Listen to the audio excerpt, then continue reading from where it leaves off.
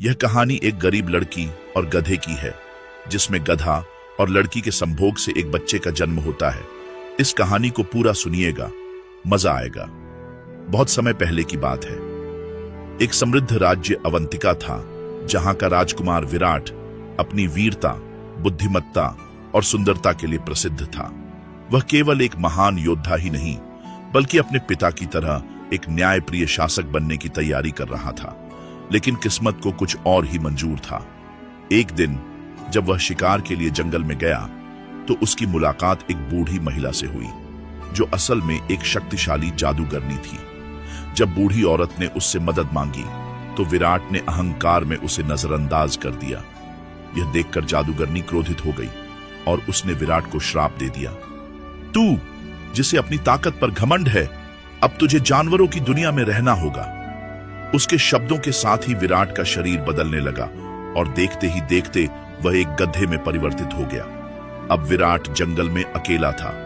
वह अपने माता पिता, अपने महल और अपने सम्मान को खो चुका था।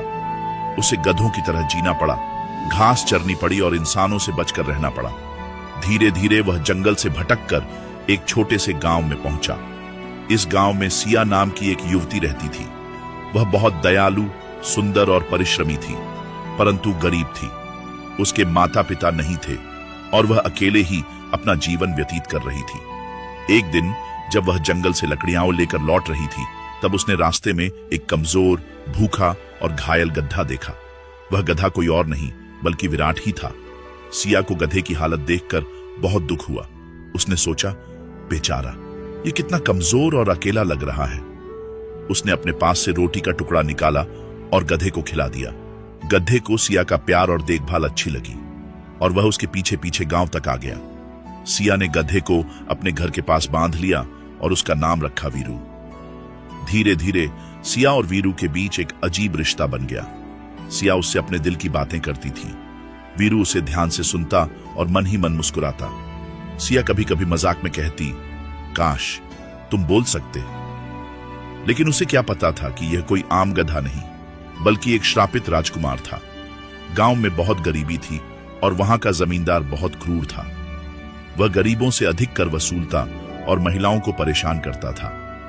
एक दिन जमींदार के गुंडों ने सिया को पकड़ने की कोशिश की, लेकिन तभी वीरू गुस्से से भड़क उठा और उन गुंडों पर हमला कर दिया।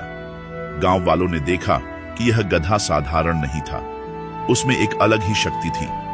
गुंडे भाग गए और सिया वीरू के गले लगकर रोने लगी। उस रात कुछ अजीब हुआ। सिया ने वीरू से कहा, तुम इस दुनिया के सबसे अच्छे दोस्त हो। अगर तुम इंसान होते तो शायद मैं तुमसे प्यार कर बैठती। गधे ने धीरे से सिया के हाथ को छुआ और एक रहस्यमयी शक्ति ने सिया को अपनी गिरफ्त में ले लिया। उसी रात सिया ने एक अजीब सपना देखा। उसने देखा कि एक सुंदर राजकुमार आकर कह रहा है, मैं तुम्हारा वीरू हूं, मैं श्रापित हूं, लेकिन तुम्हारा प्रेम ही मुझे इस श्राप से मुक्त कर सकता है। सिया की आंखें खुली और उसे एहसास हुआ कि वह गर्भवती हो चुकी थी। कुछ दिनों बाद गांव में वही जादूगरनी आई जिसने विराट को श्राप दिया था। उसने सिया को देखकर कहा, इस गधे को बचाने का एक ही तरीका है, अगर कोई इसे सच्चे प्रेम से स्वीकार कर ले। सिया को यह सुनकर झटका लगा, लेकिन उसने बिना किसी हिचकिचाहट के कहा, मुझे इससे फर्क नहीं पड़ता कि यह गधा है या कुछ और। मैं इसे अपने पूरे दिल से चाहती हूं। बस इतना कहते ही आकाश में बिजली चमकी और विराट फिर से इंसान बन गया। विराट ने सिया की ओर देखा और कहा, तुमने अपने प्रेम से मुझे बचाया है, अब मैं तुम्हें कभी अकेला नहीं छोड़ूंगा। सिया रोते हुए विराट के गले लग गई, लेकिन तभी जादूगरनी ने कहा, सिया अब केवल एक साधारण स्त्री नहीं रही, वह उस प्रेम की शक्ति को धारण कर चुकी है जिसने श्राप को तोड़ा है। सिया का शरीर दिव्य आभा से चमक उठा। विराट ने कहा, अब हम हमेशा साथ रहेंगे। कुछ महीनों बाद सिया ने एक पुत्र को जन्म दिया, परंतु यह कोई साधारण बच्चा नहीं था। उसके जन्म के समय ही आकाश में दिव्य प्रकाश फैला हुआ था। गांव के लोग कहने लगे कि यह एक महान आत्मा का पुनर्जन्म है। बच्चे की आंखों में गजब की चमक थी और उसकी शक्ति असाधारण थी। विराट और सिया ने उसका नाम रखा वीरेंद्र। विराट और सिया अपने पुत्र के साथ राजमहल लौटे। राजा रानी बहुत खुश हुए और पूरे राज्य में जश्न मनाया गया।